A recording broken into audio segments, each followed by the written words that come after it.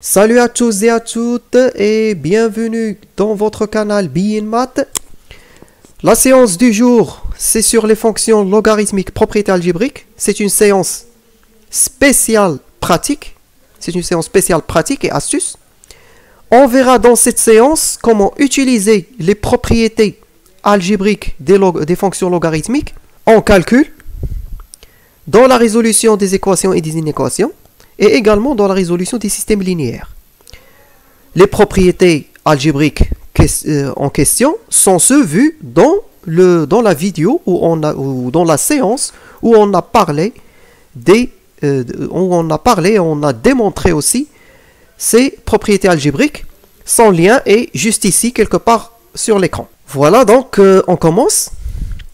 Si on doit simplifier l'expression 1 sur 4 ln de 81 plus ln de 3 moins ln de 1 sur 27, et bien la première chose à laquelle il faut penser, c'est la décomposition en facteur premier des nombres à l'intérieur des ln. Ben justement, parce que 81 c'est 3 à la puissance 4, si on décompose 81, on va diviser 81 sur 3, 4 fois, pour trouver que 81 est égal à 3 à la puissance 4. Bon, 3, elle est toujours à elle-même. 1 sur 27, ça donnera donc 1 sur 3 à la puissance 3. Ici, on a décomposé. Puis, on va faire intervenir. Là, c'est la formule de l'inverse. On va faire intervenir la formule de l'inverse. ln de 1 sur a, c'est moins ln de a.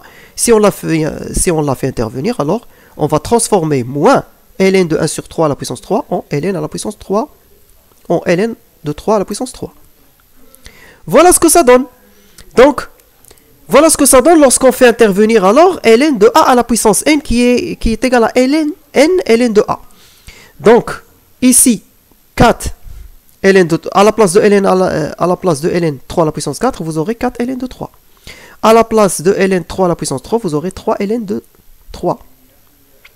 Ainsi, il ne reste plus qu'à calculer les ln ainsi rassemblés. Bien sûr, puisque 4 sera simplifié avec 1 sur 4. Donc, ça donne 5 ln de 3. Et là, on vient de réduire cette longue expression, qui avait 3 termes, en une expression qui ne compte plus qu'un seul terme. Ce qu'on a utilisé, c'est la formule de l'inverse et la formule de la puissance. On passe maintenant à une autre rubrique, une autre utilisation, c'est dans les équations et les inéquations. Alors, si on doit résoudre, par exemple, l'équation ln de x moins 2 égale à 0, qu'est-ce qu'on doit faire? Alors, qu'est-ce qu'on fera ici?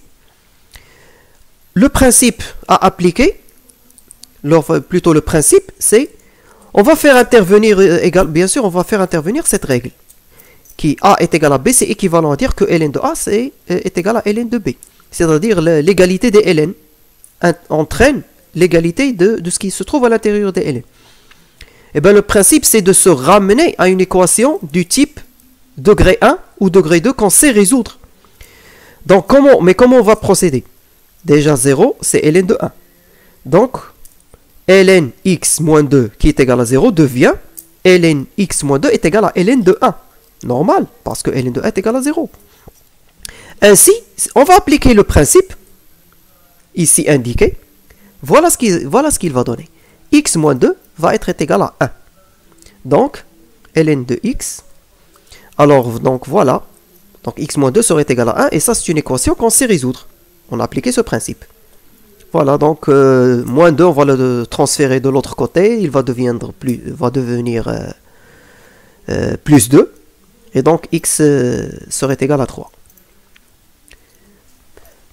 Passons par exemple à un autre type d'équation, comme par exemple celle-ci, 2 ln au carré de x plus ln de x moins 6 est égal à 0. Alors, ce qu'on doit faire maintenant, c'est avant de commencer, une première étape, c'est de déterminer l'ensemble des solutions acceptables.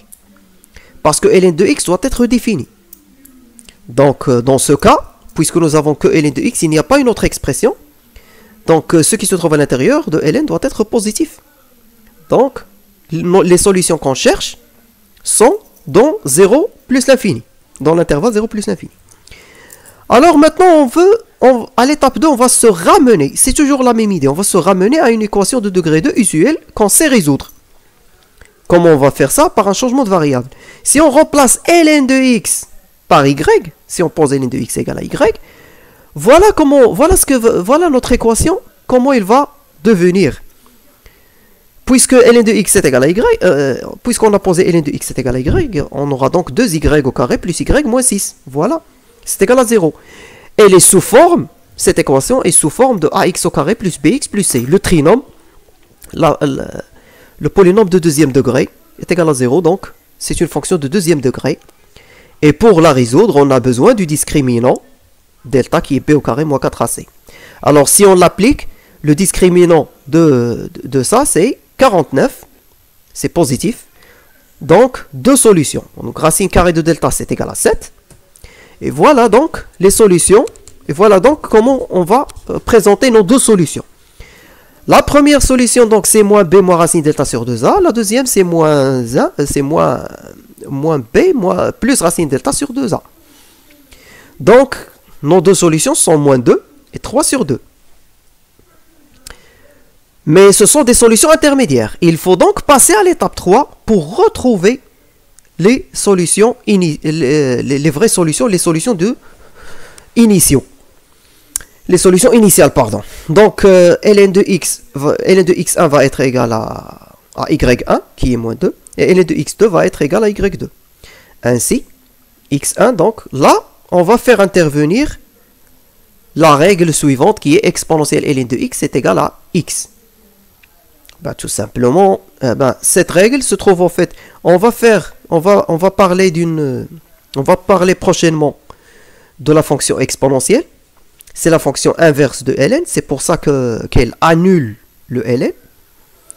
Donc, x1 va être égal à exponentielle moins 2, e à la puissance moins 2, c'est 1 sur e au carré, et x2 va être égal à e à la puissance 3 sur 2.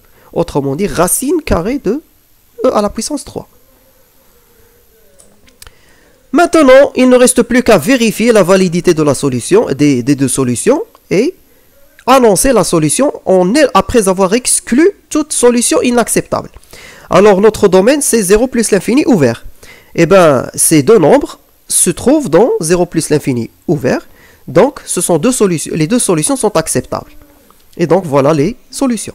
1 sur e au carré et e racine de e. Voilà. Mais que se passe-t-il lorsqu'on va l'utiliser dans la résolution des inéquations?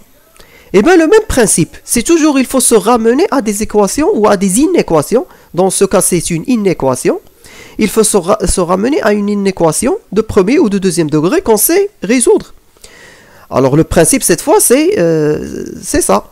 A supérieur ou égal à B, c'est équivalent à dire que ln de A est supérieur ou égal à ln de B. Là encore, ln de 1, c'est 0. Donc alors, pour 0, on va le remplacer par ln1. Et voilà comment on va transformer notre inéquation. Donc ln de x moins 2 serait supérieur ou égal à ln de 1. À cause de ça. Ainsi, ça veut dire, en appliquant le principe, ce principe, c'est-à-dire donc a supérieur à b, donc ln de a supérieur à ln de b, ça veut dire que x moins 2 est supérieur ou égal à 1. La conséquence de ça. Voilà. Ainsi, et ça c'est une inéquation qu'on sait résoudre. C'est une inéquation de premier degré. Alors, c'est clair, on va transférer moins 2 de l'autre côté. Ça deviendra x supérieur ou égal à 3. Donc la solution, c'est l'intervalle fermé à 3. Donc c'est l'intervalle 3 plus l'infini, fermé à 3, bien sûr. On va maintenant explorer comment ça se passe chez les systèmes linéaires. Alors, pour résoudre un système linéaire de cette forme, par exemple, 3 ln de x plus ln y égale 2, 2 ln de x moins ln y égale 3. Alors, qu'est-ce qu'on va faire? Là encore, il faut, bien sûr, je ne l'ai pas mis, je ne l'ai pas dit, je ne vais pas le redire. X et y doivent être des nombres strictement positifs. Autrement, les ln ne sont pas définis. le ln de x et le ln de y ne seront pas définis. Dans ce cas, donc il faut signaler ça que nous cherchons des x et des y strictement positifs. Alors, dans l'étape 1, comme vous pouvez, il faut se ramener à un système linéaire usuel qu'on sait résoudre. Alors, grand Y, c'est ln de y. Et grand X, ça sera ln de x. On va poser ça. Et voilà voilà à quoi va ressembler notre système. Alors, c'est un système linéaire, quoi de plus ordinaire. Donc, pour résoudre un système de ce genre, eh ben, on peut choisir la méthode de substitution, la méthode des combinaisons linéaires ou même la méthode de Cramer. Et c'est ce que je vais vous proposer. Je vais proposer une première méthode. On va résoudre ça avec les deux méthodes. On va donc commencer par la méthode de Cramer. Alors la méthode de Cramer, donc tout simplement, pour x, vous supprimez la colonne de x, à savoir 3, 2. Vous la remplacez par la troisième colonne qui est 2, 3, la colonne C, la colonne solution, 2 sur 3. Alors, 2, 3, vous la mettez à la place de 3, 2. Et ici, la colonne 1, 1 moins 1 est toujours à sa place. Et en bas, vous allez diviser par la colonne, ou plutôt par le déterminant du système, qui est composé par la colonne 3, 2 et la colonne 1, moins 1. Voilà. 3, 2 et 1, moins 1. Donc, je rappelle comment ça se calcule. Donc, 2 fois moins 1, moins 3 fois 1. Bon, ça donne moins 5. De l'autre côté aussi, 3 fois moins 1, moins 2 fois 1. Ça donne également moins 5. Et moins 5 sur moins 5, ça donne 1. Voilà, on a obtenu x. On a obtenu la valeur de x. Et de même, pour y, cette fois, on garde la première colonne, 3, 2. On supprime la colonne y et on la remplace par la colonne 2, 3. Le déterminant, en revanche, le déterminant de la matrice, on le garde. Ça, le déterminant du système, on le garde. Donc, on aura donc 5 sur moins 5. La même manière, on le calcule de la même manière. Voilà ce que ça donne, moins 1. Donc, maintenant, je vous propose la deuxième méthode qui est la combinaison linéaire. Donc, la première méthode, si c'était la méthode Cramer, on a déjà notre x et notre y. Maintenant, on passe à la deuxième méthode. Je vais vous montrer la deuxième méthode. Alors, ici, je vais ajouter la ligne 1 à la ligne 2. La première ligne, 3x plus y égale 2, sur la deuxième ligne, 2x moins y. Je vais ajouter la première ligne à la deuxième ligne. Alors, je garde la première ligne, et la nouvelle deuxième ligne, donc, c'est la somme des deux lignes précédentes ici, ça donne 5x plus x. Je me suis débarrassé alors de la variable y. Alors, 3x plus 2x, ça fait 5x, et 2 plus 3, ça fait 5. C'est normal. Donc, qu'est-ce qu'elle donne? La résolution de la nouvelle deuxième ligne donne x égale 1. Et donc, on n'a plus qu'à remplacer x égale 1 dans la première ligne. Ça donnera 3 fois 1 plus y égale 2. Autrement dit, x va être égal à 1 et y va être égal à 2 moins 3, soit encore x égale 1 et y égale moins 1. Voilà, j'ai obtenu alors les solutions avec la méthode combinaison linéaire. Vous choisissez celle qui vous convient.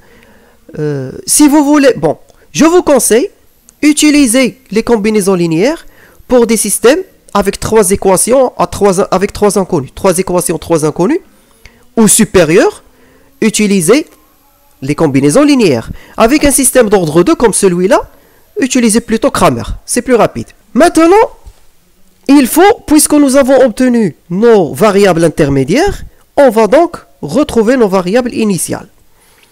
Alors, pour ln de x est égal à 1. Et pour ln de y, c'est égal à moins 1. Alors, sachant que ln de 1 est égal à ln de e est égal à 1, donc, on aura donc ln de x est égal à ln de e, et ln de y est égal à moins ln de e. En faisant intervenir la propriété de l'inverse, ln de 1 sur a est égal à moins ln de a, on a donc pour ln de x, c'est ln de e, et ln de y, c'est ln de 1 sur e. Ainsi, en faisant intervenir l'égalité, la propriété d'égalité, on obtient que x est égal à e et y est égal à 1 sur e. Ce sont deux nombres positifs, Donc c'est acceptable. Et donc voilà la solution de notre système. C'est le couple 1 sur E. Avec ce dernier exemple, la séance touche à sa fin. Merci pour votre attention. Si vous avez aimé, likez, partagez, commentez. Abonnez-vous et activez les notifications pour être présent à la séance prochaine. Et d'ici là, portez-vous bien. À bientôt.